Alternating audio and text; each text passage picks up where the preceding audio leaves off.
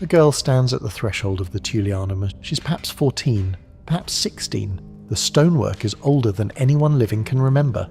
The air smells like rot and iron and the memory of fear.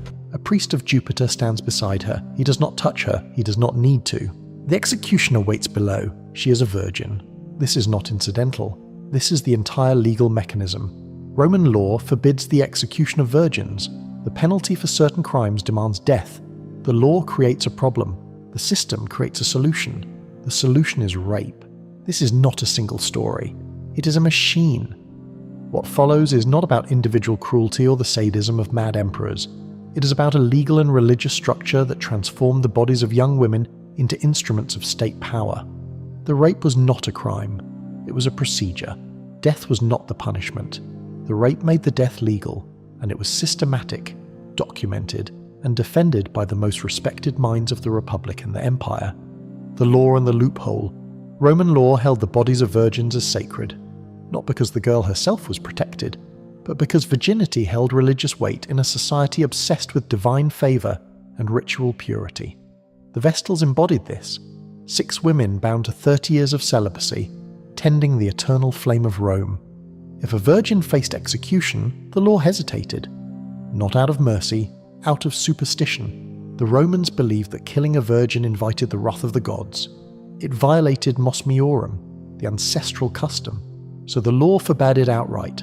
No virgin could be strangled, thrown from the Tarpeian rock, or led to the Tullianum for execution. The problem arose when the crime demanded death and the accused was a virgin. Treason, conspiracy, political association with enemies of the state. These charges carried capital sentences. If the condemned was a young woman, and that woman was a virgin, the law collided with itself. The solution was not to pardon her, it was to remove her virginity by force. This was not hidden. Seneca knew of it. Tacitus recorded it. Cassius Dio described it. The act was performed not by criminals but by state functionaries, sometimes the executioner himself, sometimes a designated agent of the court. The rape made the execution legal. The Sejanus Purge. Under Tiberius, the Praetorian prefect Sejanus rose to extraordinary power. He commanded the guard. He whispered in the emperor's ear. He cultivated enemies and eliminated rivals with surgical precision. Then, in 31 CE, Tiberius turned on him. Sejanus was arrested, tried for treason, and executed within hours. His body was dragged through the streets. But the purge did not end with him. His children were sentenced to death. His sons were strangled in the Tullianum. His daughter was still a child. Some sources suggest she was under 12.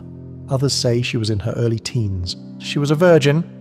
Roman law prohibited her execution. The Senate had already condemned her, so the executioner was given an additional task. According to Tacitus, he raped her before he strangled her. The act was performed inside the prison. No trial, no ceremony. The rape transformed her legal status. She was no longer a virgin. The law no longer protected her. She was killed immediately afterward. The historian who recorded this did not linger on the horror. He mentioned it briefly, then moved on. Not because it was unremarkable, but because within the machinery of Roman justice, it was procedurally sound. The girl's name is not preserved in the sources, the body as legal object. Roman law divided people into categories: citizens and non-citizens, free and enslaved, men and women, virgins and non-virgins.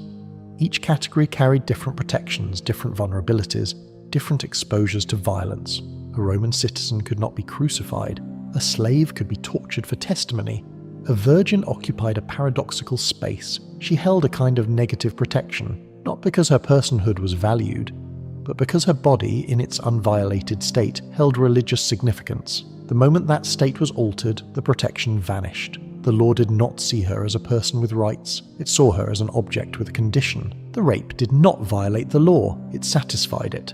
This logic extended beyond capital punishment. In cases of political conspiracy, entire families could be implicated. His daughters, if unmarried, posed a legal puzzle. If they were virgins, the state could not execute them without offending religious custom. If the state wanted them dead, the virginity had to be removed first. There is no evidence that defendants appealed this procedure, because there was no legal ground to stand on. The rape was not an extrajudicial act. It was the law working as designed. The executioner's duty. The Carnifex was Rome's state executioner. He lived outside the city walls. His profession was considered polluting. He could not enter temples. He was both necessary and despised. His work included flogging, strangling, crucifixion, and in certain cases the preliminary rape of virgin prisoners. This was not assault in the legal sense. It was a mandated act, performed to fulfill a legal requirement before the execution proper. The executioner did not act out of personal desire. He acted as an instrument of the state. The girl's violation was not prosecuted because it was not a crime. It was a procedure. The location varied. Sometimes the Tullianum, sometimes a cell within the Mamertine, sometimes a location determined by the presiding magistrate. The act was not public, but it was not secret either. It appeared in trial records. It was referenced in Senate debates. Afterward, the girl was executed. Strangulation was the most common method. Quick, efficient. The body was disposed of according to custom, sometimes thrown into the Tiber, sometimes left unburied as an additional disgrace. The rape was not mentioned in the public sentence, but those who needed to know knew. The system required it. The question of the Vestals. The Vestal virgins occupied the most sacred role available to women in Rome. 6 priestesses, chosen as children, bound to 30 years of celibacy. They tended the eternal flame in the Temple of Vesta. They held legal privileges unavailable to other women. They could own property. They could make wills. If they encountered a condemned prisoner on the road to execution, they could grant a pardon. But if a Vestal broke her vow of chastity, the punishment was absolute. She was buried alive. The procedure was ritualized. The guilty Vestal was dressed in funeral garments. She was led in a procession through the forum. She was placed in an underground chamber with a small amount of food and water. The chamber was sealed. She was left to suffocate or starve in darkness. The Romans did not call this execution. They called it immuration, a living entombment. Technically, the state did not kill her. It simply removed her from the world and let the gods decide. But what of the man involved? If a Vestal was accused of breaking her vow, there was usually a lover. He was flogged to death in the forum, publicly, brutally. The double standard was not hidden. It was formalized. The woman was sacred, so her death had to be indirect. The man was not, so his death could be spectacular. Her body mattered because of what it symbolized. His body mattered only as a lesson. The silence in the sources. Roman historians did not dwell on these procedures. Tacitus mentions the rape of Sejanus's daughter in a single subordinate clause. Cassius Dio references similar practices without elaboration. The omission is not accidental. These acts were not scandals, they were routine.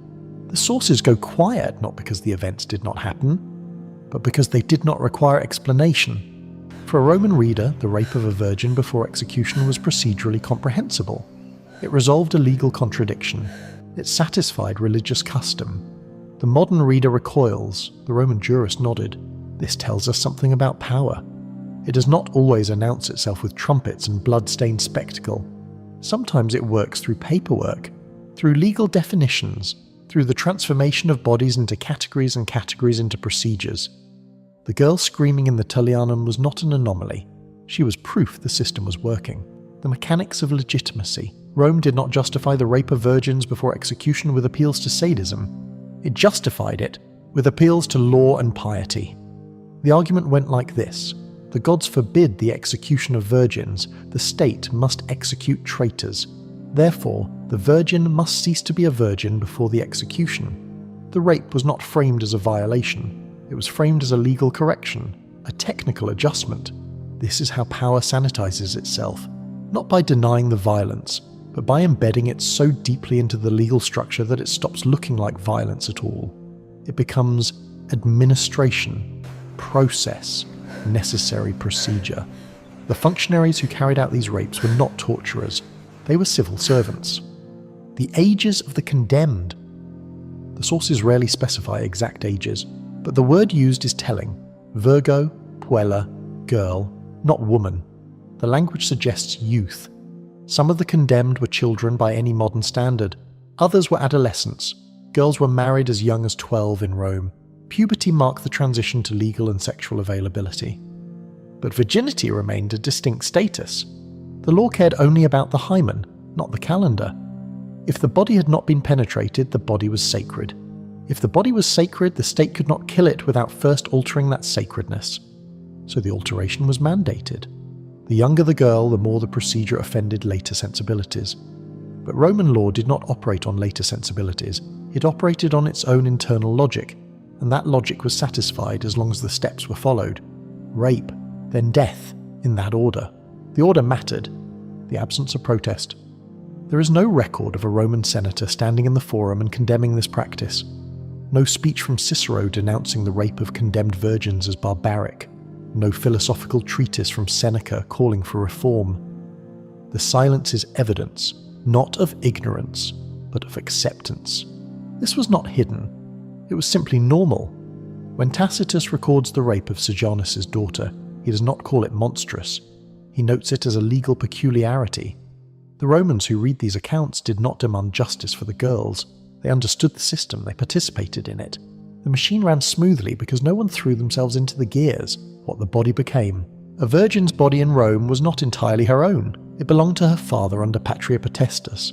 It belonged to the gods under religious custom. It belonged to the state under legal jurisdiction. When she was condemned, her body became the site where multiple claims converged. Her body was the mechanism, not the victim in the legal sense, but the instrument through which law, religion, and power resolved their contradictions. The rape was not incidental violence. It was the hinge on which the entire procedure turned. Without it, the execution could not proceed.